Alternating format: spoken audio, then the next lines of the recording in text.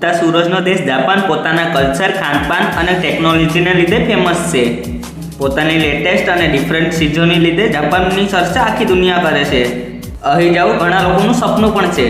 અહીં ઘણી બધી એવી સુવિધા પણ ઉપલબ્ધ છે જેનાથી કામ તો આસાન થાય જ છે, પરંતુ સાથે આરામદાયક પણ બને છે.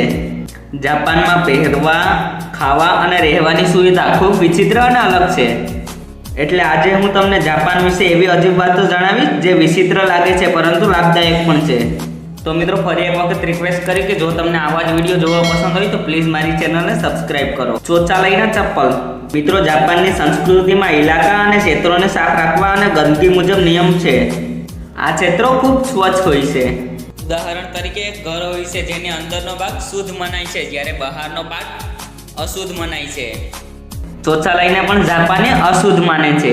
એટલે ઘણા ઘરો અથવા મોટા મંદિરો અથવા તો હોટલમાં શૌચાલયની બાજુમાં ટોયલેટ ચપ્પલનો ઉપયોગ કરવામાં આવે છે.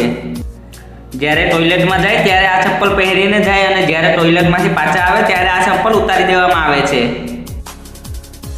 બાળક દ્વારા ઘર સાફ થાય છે. આ ટેકનોલોજીથી ફક્ત તમે $40 બાળકને પોતામાં બદલાવી શકો છો. તેના લીધે બાળક સાથે તમારું પણ કામ બની જાય છે. જો કે આનાથી કીટાણુનું મૃત્યુ નથી થતું, પરંતુ હા, ઘર ચમકી જરૂર જાય છે. જાપાનનો અજીબ રેસ્ટોરન્ટ. મિત્રો, જાપાનના એક રેસ્ટોરન્ટમાં ત્યાંની કાઉન્ટર પર બેઠેલી છોકરી પગ ફાડીને પોતાના કસ્ટમરનું સ્વાગત કરે છે. અને આ રેસ્ટોરન્ટ આના લીધે ખૂબ પ્રખ્યાત છે. પણ કર્મચારીઓનું આવું કરવું તેની સ્વચ્છતા ઉપર દાગ લગાડે છે. ઓફિસમાં સૂવું. જાપાનની વેબસાઇટ ઘરના કર્મચારીઓને સૂવા માટે પ્રોત્સાહિત કરે છે, કારણ કે એવું માને છે કે કોઈ કર્મચારી મહેનત કરીને અથવા થાકીને સૂઈ ગયો છે. આપણા દેશમાં અથવા તો બીજા દેશમાં નોકરી પર સૂવાથી નોકરીથી કાઢી નાખવામાં આવે છે, પરંતુ જાપાનીઝ એવું માને છે કે નોકરી પર સૂવાથી કામ ખૂબ સરસ થાય છે. કેપ્સલ હોટેલ. મિત્રો, આ હોટેલ જાપાનની સાથે દુનિયાની સૌથી વિચિત્રમાંની એક છે. અહીં તમને સસ્તા ભાવે રાત કાઢવા માટે રૂમ મળશે. આ એકની ઉપર એક એમ ઘણા બધા રૂમ હોય છે અને ત્યાં ચડવા માટે ફાઇબરની સીડીનો ઉપયોગ કરવામાં આવે છે.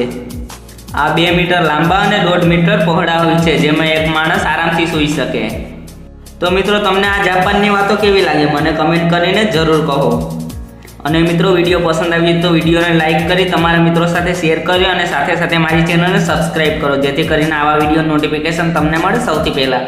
તમારો બહુમૂલ્ય સમય આપવા બદલ ખૂબ ખૂબ આભાર.